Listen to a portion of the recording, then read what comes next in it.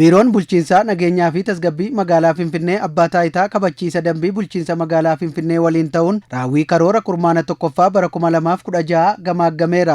Waltajjicha irratti haasaa baniinsaa kan taasisan hooggantuun biiroo bulchiinsaa nageenyaa fi tasgabbii magaalaa Finfinnee aadde Liidiyaa Girmaa kurmaana tokkoffaa ji'oottan 3 darbanitti nageenya magaalaa Finfinnee kabachiisuuf hojiiwwan hedduun hojjetamuu ibsaniiru. Hojii qindoominaan hojjetame kanaanis ayyaanonni addabaabaayii irratti kabajaman ayyaanni damaraa masqalaa fi irreechaa rakkoo nageenyaa tokko malee nagaan kabajamuu isaanii dubbatan. Hojii jiraattota magaalattii hunda hirmaachisuun nageenya naannoo isaanii akka eeggatan taasifameenis yakki irrachaa jiraachuu aadde Liidiyaan himaniiru.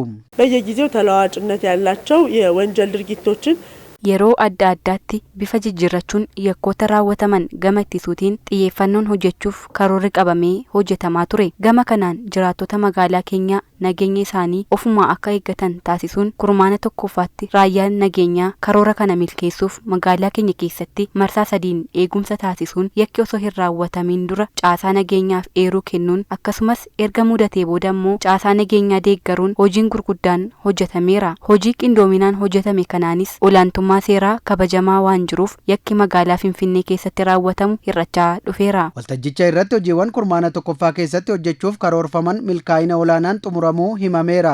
Hirmaattonni waltajjichaas hojichi milkiin akka raawwatuuf gama hundaan qindoominaan hojjetamuu kaasanii fuuldurattis magaalaa Finfinnee sodaa nageenyaa irraa bilisa taasisuuf xiyyeeffannoon kan hojjetan ta'uu kaasaniiru. Rakkoolee raawwii hojii fuula duraaf gufuu ta'uu danda'a jedhanis eeraniiru.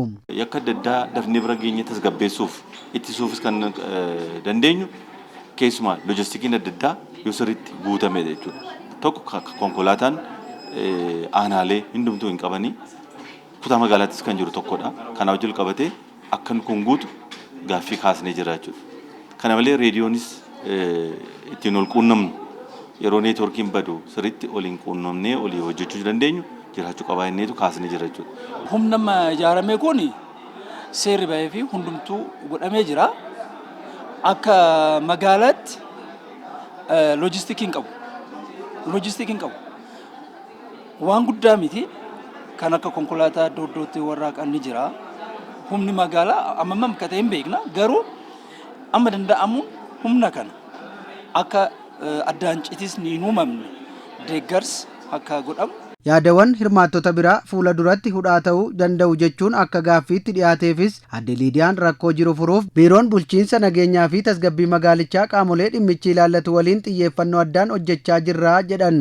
የሰው ኃይል እጥረቱ በተመሳሳይ ከምዘና ጋር በተያያዘ የሚነሱ ጉዳዮች rakkoon hanqina humna namaa waliin wal qabatee jiru ji'oota fuula keenya dura jiran keessatti ni furamu. Kana malees rakkoon loojistikii waliin wal qabatee jiru immoo akka waliigalaatti kan jirudha. Isa kana furuufis qaamolee dhimmichi ilaallatu gaggeessitoota olaanoo magaalaa keenya sadarkaan jiranitti dhiyeessuun irratti qabsoo taasisaa jirra. Akka furamus abdii qabna. Milkeewwan qindoomina keenyaan argame kana cimsinee itti fufuun fuulduratti magaalaa Finfinnee sodaa nageenyaa fi alseerummaa irraa bilisa taasisuun kanaa ol hojjechuu qabna kan jedhan immoo hojii gaggeessaa abbaa taayitaa kabachiisa dambii bulchiinsa magaalaa Finfinnee Kumalaa Zarihuun Tafarraati. Kurmaana tokkoffaattis hojii qindoominaan hojjetameen lafa magaalattii keessaa seeraan ala qabame baay'ee deebisuun danda'amuu eeraniiru. Akka waliigalaatti 5,751 baankii keessatti iddoodhaan jechuudha. Kaaree mitiriidhaan yoo ilaalle kaaree mitirii miliyoona 10 ol magaalaa keenya keessatti baankiidhaan galeera jechuudha. Kana keessatti raawwii keenya innaa ilaallu akkuma carraa ta'ee mallattoon adda addaa kan mul'ate lafa 15 irratti jechuudha. Lafa sana immoo akka jiruun immoo to'annaa jala oolchinee dhibbaan dhibbatti jechuudha. Lafti mootummaa fi uummata kabajameera jechuudha.